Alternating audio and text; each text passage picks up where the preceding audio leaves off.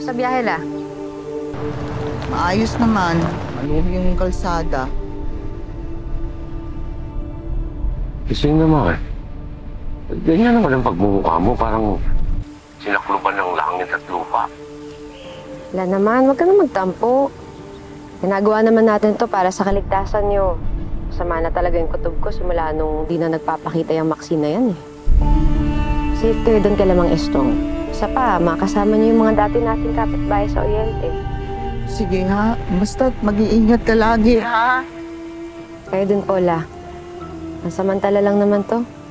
Magkikita din tayo ulit. Sige.